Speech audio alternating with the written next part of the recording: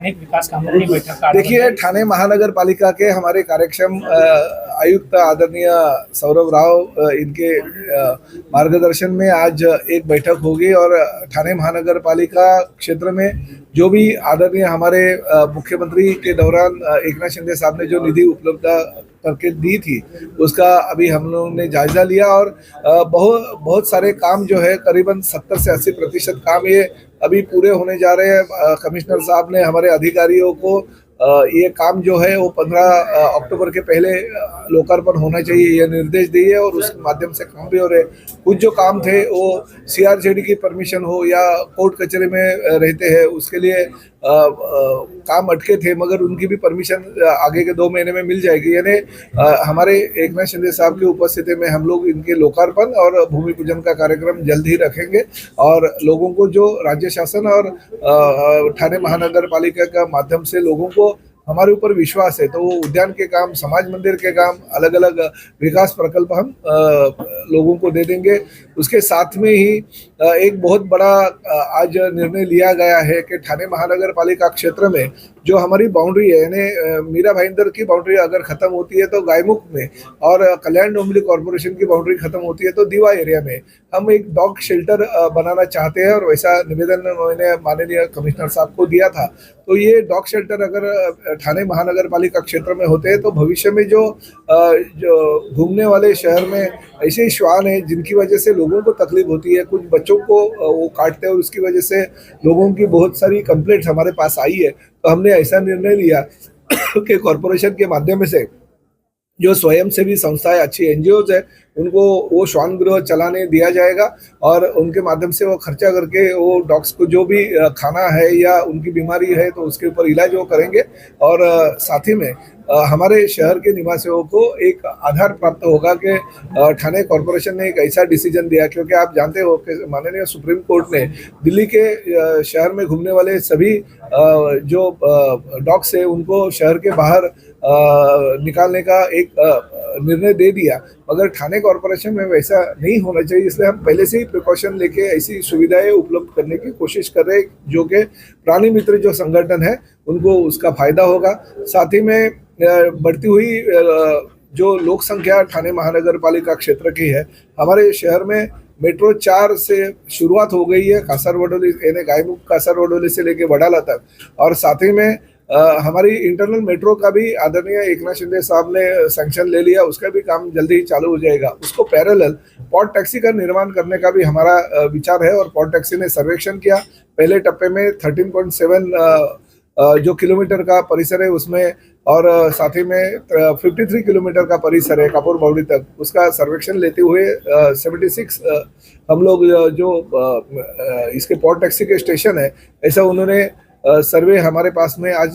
Presentation दिया। उन्होंने करीबन पहले टप्पे में 1000 करोड़ रुपए का खर्चा उनको आएगा और 30 साल में हर प्रवासियों से 30 रुपए लेते हुए वो इस सहूलियत लोगों को देंगे मगर साथ ही में राज्य शासन का या ठाणे कॉरपोरेशन का 1 रुपए भी उसमें लगने वाला नहीं है। फिर भी हमारे हिसाब से जो पब्लिक हमारी एरिया शहर में रहती है उनकी सिक्योरिटी और आर्थिक साइड से और कानूनी साइड से वो कंपनी कैपेबल है कि नहीं ये देखने के लिए हमने ऐसे निर्देश उनको दे दिए। कमिश्नर साहब ने ऐसा कहा है कि वो जो प्रकल्प है उसका अहवाल जल्दी से जल्दी उनके पास अगर लेके आएंगे तो हम भविष्य में वो प्रकल्प चालू करने का कभी इसके लिए हम उनको टाइम दे देंगे मगर कानूनी सब कार्रवाई और जो भी परमिशन है वो लेके हम जल्दी से जल्दी यही साल के अंदर वो प्रकल्प चालू करने की कोशिश कर रहे हैं। सर बेस्ट के रुझान आ चुके हैं, जिस तरीके से दावा किया जा रहा था कि पैसे बांटे जा रहे हैं चुनाव में, ये चुनाव तो बैलेट पेपर पे हुए थे, किस तरीके से देखिए जब ईवीएम मशीन पे होती है तो भी उनका आक्षेप रहता है कि इन्होंने ईवीएम मशीन सब हैक करके जो भी मेजोरिटी उनको मिली है वो गलत है, गलत तरीके से इन्होंने मिली है। अभी देखिए अगर वो गलत है तो बैलेट पेपर से भी अभी इलेक्शन हो गया बेस्ट कर्मचारी सेना का, उसमें तो बैलेट पेपर थे, उसमें तो कोई आरोप करने का अभी टाइम ही नहीं है मगर कैसे है कि कुछ भी माहौल बनाने का जो मराठी भाषी के हिंदी भाषी के उसमें आपस में वाद विवाद निर्माण करने का ये महाराष्ट्र है, महाराष्ट्र की संस्कृति है। महाराष्ट्र की संस्कृति इन ऐसे पार्टियों को कभी थारा नहीं देती है। अगर आपका कहना ऐसा ऐसा ही होता तो पिछले 25 साल से मुंबई कॉरपोरेशन में आपकी सत्ता थी, आपने क्यों नहीं डेवलपमेंट की? क्यों आपकी वजह से इतनी साल सत्ता होने के बावजूद मुंबई में इतना पानी भर गया? आपने अपने आप के ऊपर देखना चाहिए। बेस्ट का जो संगठन था वो उनके हाथों में ही था। बहुत सालों के बाद में जो राव साहब की यूनियन है उनको अभी